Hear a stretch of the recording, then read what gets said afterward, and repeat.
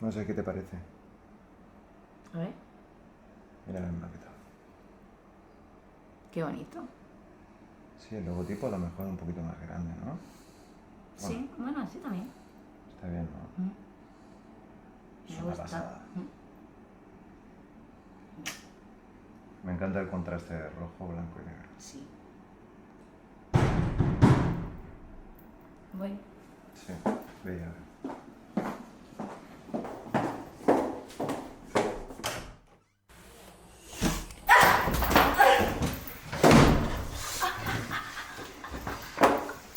¿Dónde coño está?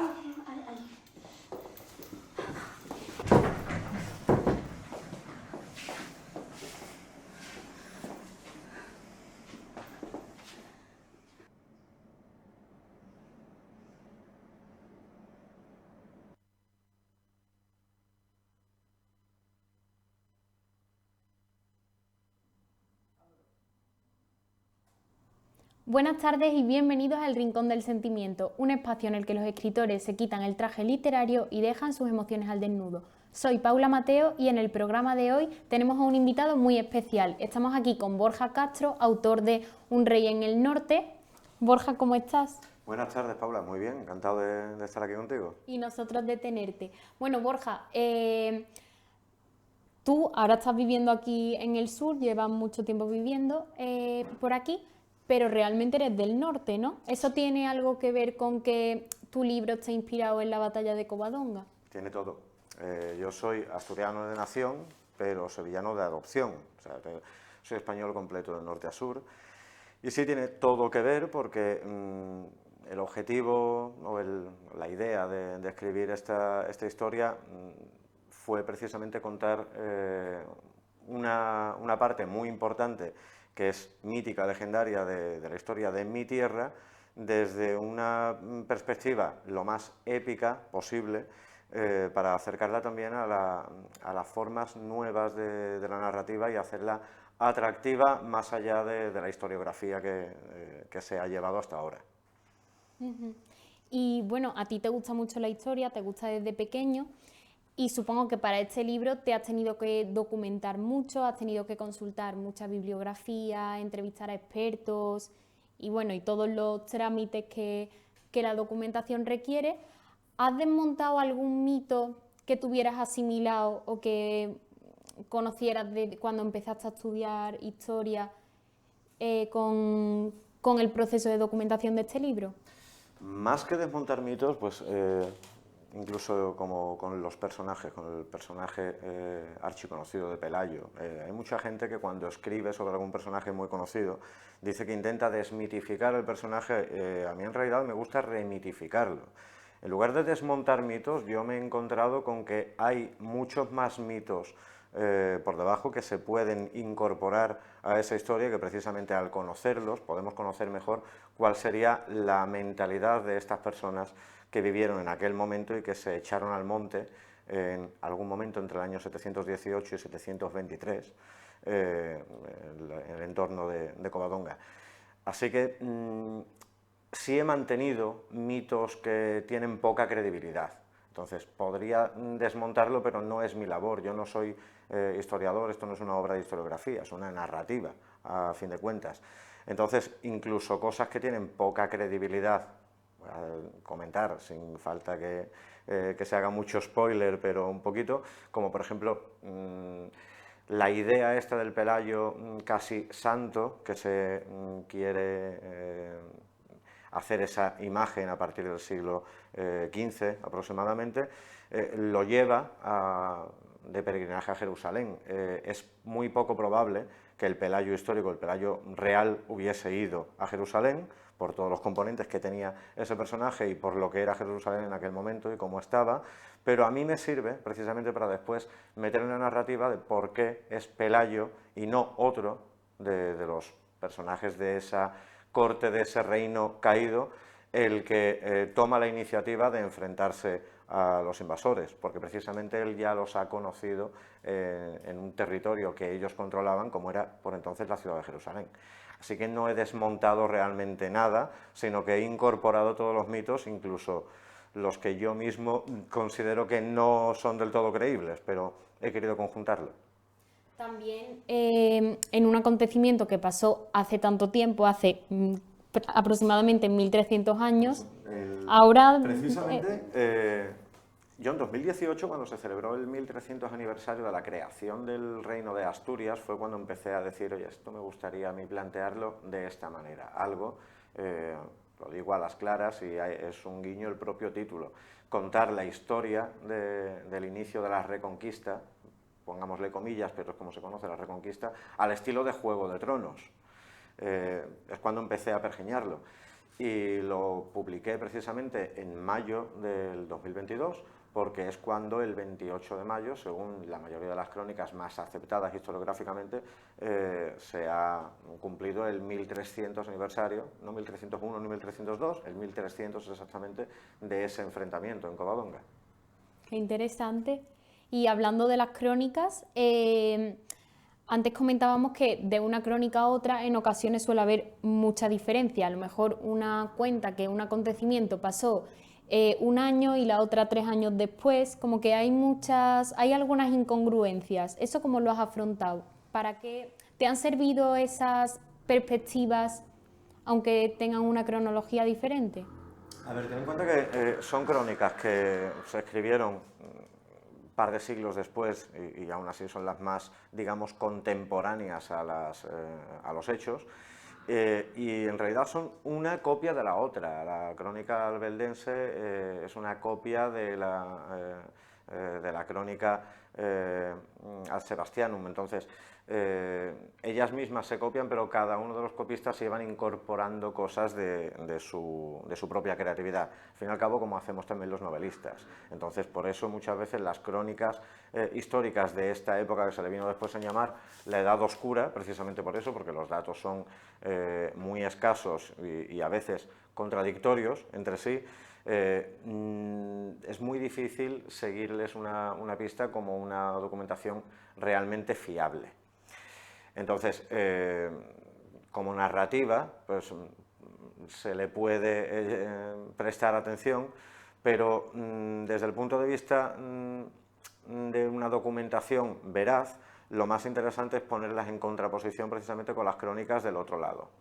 Dicen que la historia la escriben los vencedores. Bueno, la batalla de Covadonga fue un acontecimiento especial porque hubo vencedores por las dos partes. Es decir, los dos después acabaron venciendo porque dividieron el territorio en dos reinos distintos que después se enfrentaron, que ya sabemos que estuvieron durante 8 siglos de guerra entre ellos, pero lo que tiene es que tenemos crónica de unos y de los otros. Y por una parte tenemos las crónicas que digo, que son las de Alfonso III el Casto, es decir, que se escribieron casi 2 siglos después, por la parte cristiana, y luego tenemos la crónica mozárabe, que es cristiana pero posterior, y tenemos las crónicas mudéjaras, las crónicas musulmanas, que son aquellas de las que salió una frase, que para los que conocemos este hecho histórico es muy famosa, que es aquello de 30 asnos salvajes en medio de una montaña. ¿Qué daño pueden hacernos? Que es lo que dijeron los que perdieron la batalla, pero dijeron, oye, nos retiramos de aquí, que esto no tiene interés tampoco. Fue un error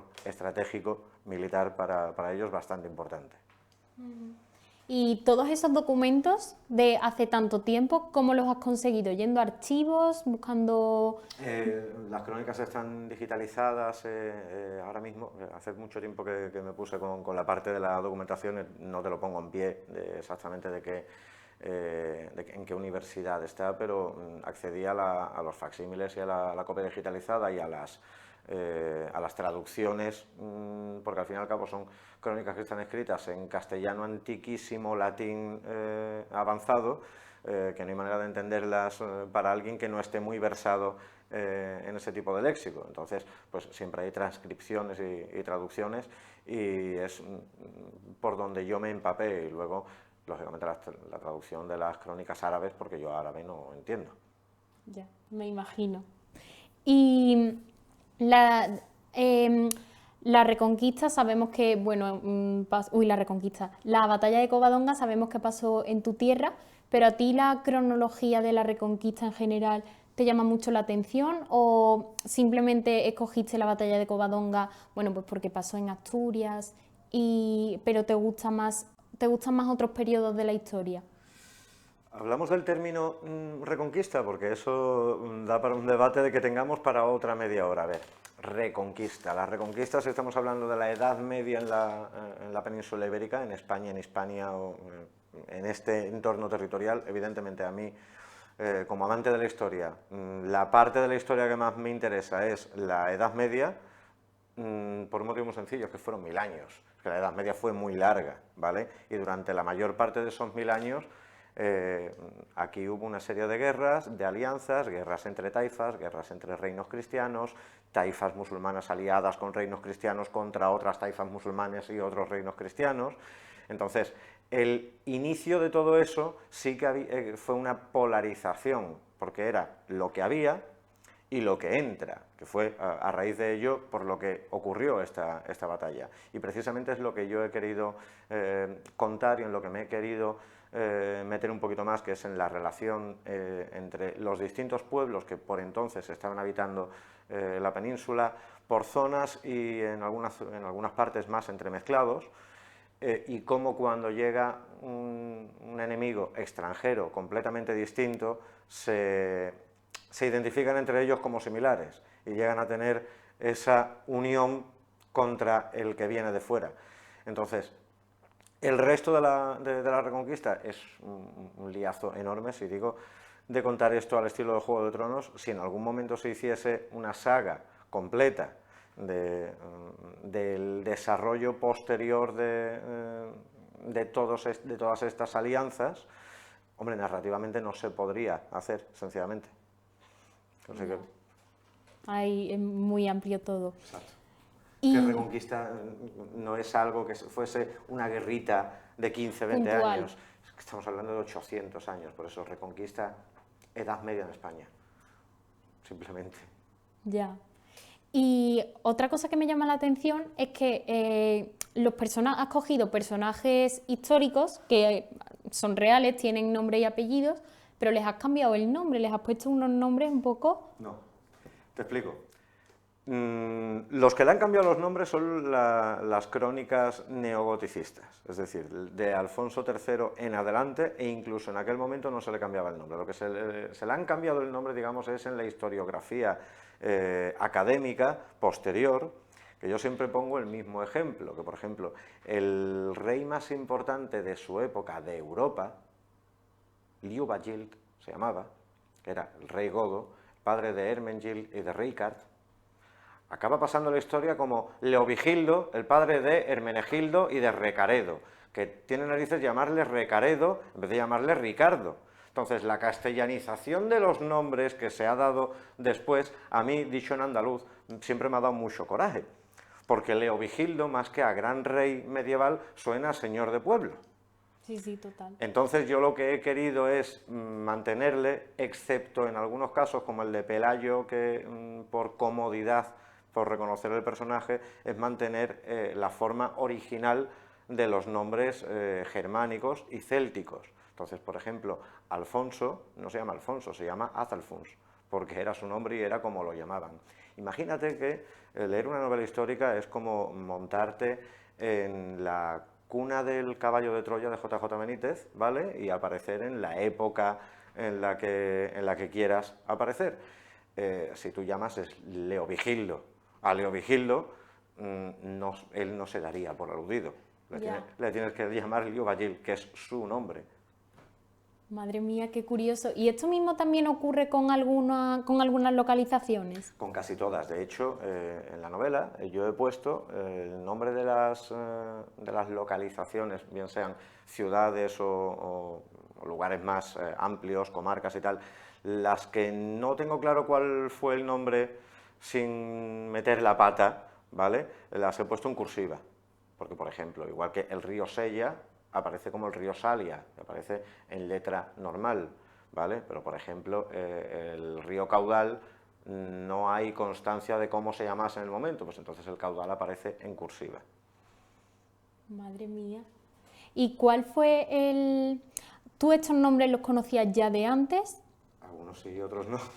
¿Y hay alguno que te haya llamado más la atención por la traducción? Pues mira, parte de la trama ocurre bastante lejos de Asturias, pero bastante cerca de donde estamos nosotros ahora, porque ocurre en Hispalis, lo que era la ciudad de Hispalis, y lo que más me llama la atención es que, aunque es algo que para nosotros es muy conocido, es precisamente la derivación fonética desde el spal original del nombre turdetano, que después fue adoptado por los fenicios, ¿vale?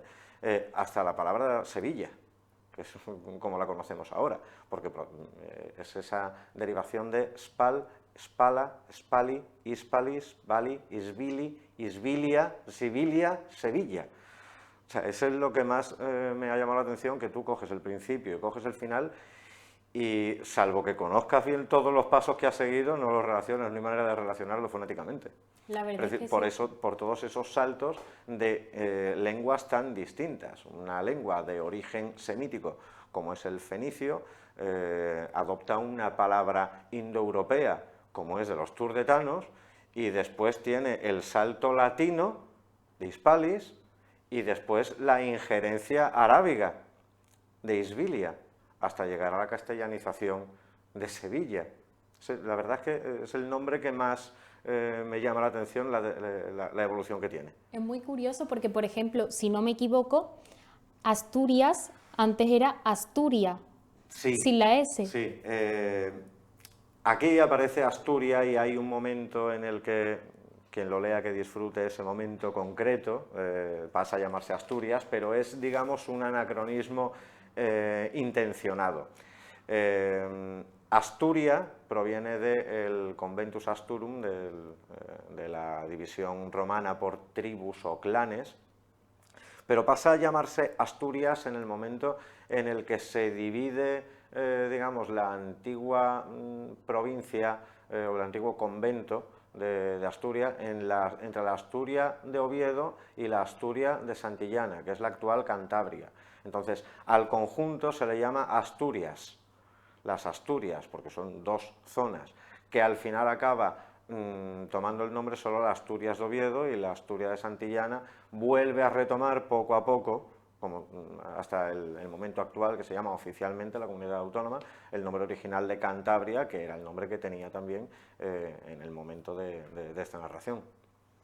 Curioso, la cantidad de cosas que se aprenden escribiendo un libro, ¿eh? Pues se aprenden leyendo otros libros, porque yo lo aprendo y luego ya lo vuelco en el libro que estoy escribiendo.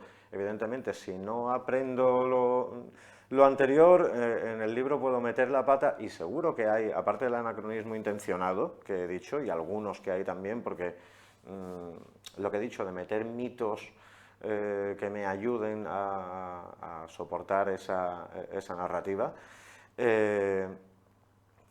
también puedo meter la pata en alguna cosa, en algún detalle, algo que no se hubiese inventado todavía, y lo puedo poner. Siempre cuando escribimos novela histórica corremos ese riesgo, salvo que la documentación sea al milímetro y elimines algo que en la narración te viene muy bien, pero lo quieras eliminar específicamente porque has descubierto que no.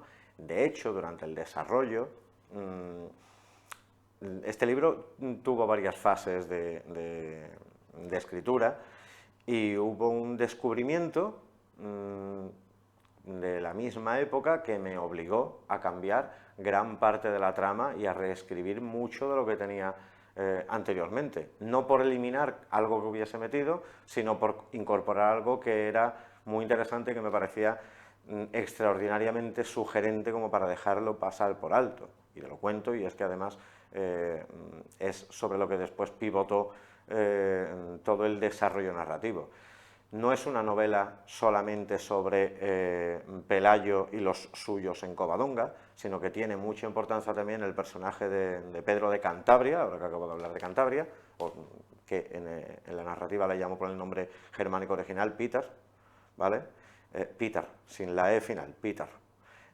Y hay un personaje que es mítico, del cual no hay confirmación de que existiese, pero existe una placa en Alsasua, en Navarra, que asegura que en esa ermita, en el año 716, quiero recordar era en el 716, se nombró al primer rey de Navarra, es decir, estamos hablando de un par de años antes de la proclamación de Pelayo como rey de Asturias, y unos cuantos años antes de la batalla o del combate de Covadonga.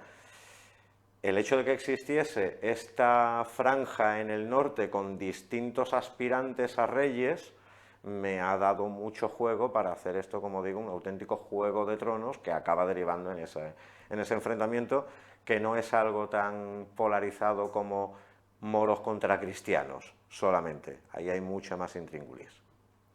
Pues ya que has sacado eso, me gustaría preguntarte si tienes algún tipo de proyecto futuro, ya sea alargar la novela o cualquier otro tipo de proyecto. Pero antes me gustaría preguntarte si el cambio ese que tuviste que hacer del que hablabas fue el motivo por el que cambiaste el protagonista original. No, el protagonista original lo cambié porque, como te digo, en 2018, cuando yo empecé a fantasear con escribir este tipo de libro, evidentemente mi primera idea fue escribir sobre este hombre, sobre Pelayo, ¿vale? Y el protagonista de la novela iba a ser Pelayo. Pero después me abrumó precisamente escribir sobre un personaje tan conocido, tan mítico y del que se sabe tanto y a la vez tan poco. Y cuando meto personajes históricos en una narrativa, me da un poco de miedo poner en su boca palabras que quizá esa persona real que existió, que era una persona como tú, como yo, con sus opiniones y sus querencias y sus filias y sus fobias, igual cosas que no hubiera dicho nunca jamás o reacciones que no hubiese tenido nunca. Entonces, uno de los personajes que era un hilo conductor, que era un pivote en la historia que me servía para ir cambiando de escena, al final es el que yo he decidido transformar en el auténtico protagonista de la historia y dejar a Pelayo como un secundario con mucha importancia, ¿vale?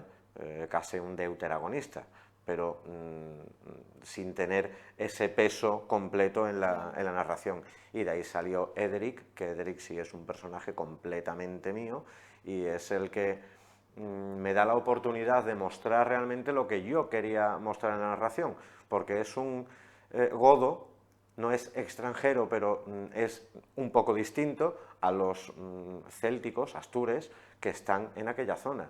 Y Edric, después de la primera invasión por la zona del sur, va subiendo y se va refugiando de un lado para otro, acaba teniendo una derrota importante en Tarraco, en la actual Tarragona, y acaba refugiándose allí en Asturias, y es uno de ese grupo que después pasaría a la historia como los que formaron ese pequeño núcleo de resistencia en Covadonga.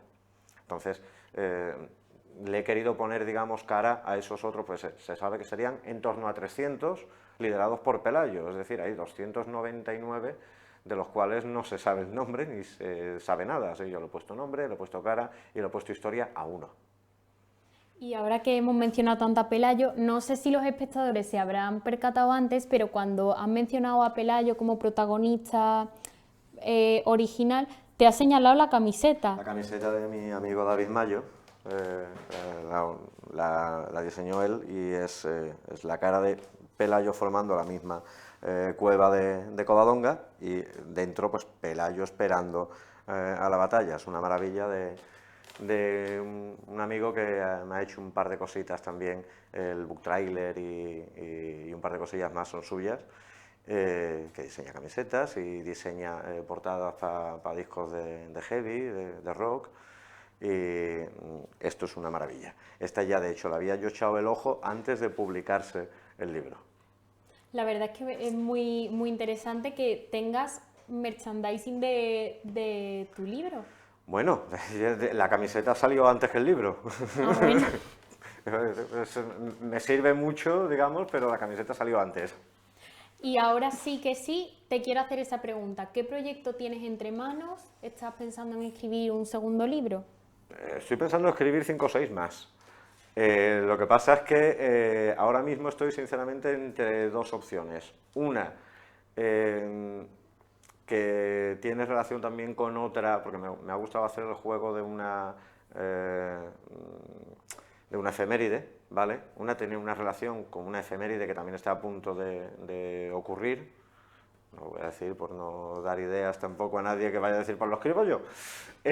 Y otro que es una continuación, digamos, una consecución de Un rey en el norte, pero no es realmente una segunda parte, porque es algo que va a ocurrir bastante tiempo después, pero que los personajes están relacionados con los personajes de Un rey en el norte, son herederos al fin y al cabo, pues va a pasar un tiempo después, y para cerrar algunas tramas que quedan ahí un poquito como insinuaciones, sobre todo en el aspecto más mítico y más legendario, que como digo, me ha gustado meterlo, además, como he dicho, me gusta mucho la fantasía también, y tiene mucho de Tolkien y mucho de mitología céltica, y para cerrar ese tipo de mitos y enlazarlos con la mitología que después se fue desarrollando, estoy haciendo, y me gustaría sacar relativamente pronto esa continuación que no sería realmente una segunda parte, de la que tengo ya el título, la trama, casi todo, nada más que es acabar de ponerme a redactarlo. Muy bien, pues aquí desde el Rincón del Sentimiento estaremos esperando a que eso llegue. Pues eso ha sido todo, Borja, muchísimas gracias por venir. A ti. Ha sido un placer. Y bueno, a nuestros espectadores nos vemos en el próximo programa. Muchísimas gracias y feliz Navidad y Año Nuevo. Padre nuestro que estás en los cielos, Padre nuestro, santificado sea tu nombre. Santificado. El pecado llegó. El pecado. Santificado. Padre, perdóname, Padre. Padre, Padre, Padre. Padre, Padre, Padre. Padre, Padre, Padre. Padre, Padre, Padre.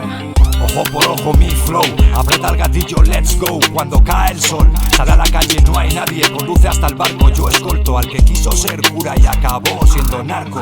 Uno de tantos se castiga al faltón, llaman al encriptado, eludimos la Interpol. Celebramos con blondes de Kengue, tenemos duende, un Goya pa' los reales y si toca perdone señor juez, somos inocentes. Si no tienen pruebas, más fuerte es mi fe. Siempre pa' adelante, siempre yendo de frente. Acabo de empezar pa' lo que tengo en mente. Perdóname señor por estar ausente. En el nombre del Padre, del Hijo y del ente espiritual que me devuelve a la fuente. Perdona mis pecados, Padre, protege a mi gente. Padre, Padre, Padre. Padre, Padre, Padre. Padre, Padre, Padre. Padre, Padre, Padre. Perdona, Padre, porque yo pequé. Se abandona hasta la sotana, ya la paquea. El mundo me engañó, tú dijiste no pierdas la fe. Y ahora yo vivo en pecado. Estoy sentenciado, voy siguiendo pasos marcados por el diablo. Ahora trafico, poder está en mis manos. Rodeado de enemigos, de nadie me fío. El hierro frío protegiendo mi vida. Mi vida murió, se perdió con la fe. La soledad crucificada con mi piel. Estoy desterrado, crucificado. Vivo en pecado, vivo marcado. El hierro, la vela, la cosa mea. La vela loca, el chance, el rezo, la sangre, mi vida. Padre, bautizado con tu nombre. Debajo el hábito, siga que siempre. Ay, Padre, Padre, Padre, Padre, Padre, Padre.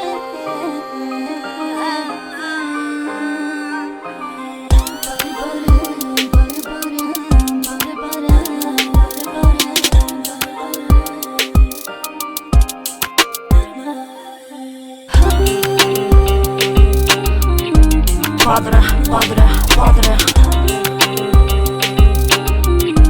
Padre, Padre, Padre. Padre, Padre, Padre. Padre, Padre, Padre. Padre nuestro que estás en los cielos, santificado sea tu nombre. Santificado sea tu nombre. El pecado llegó. El pecado llegó.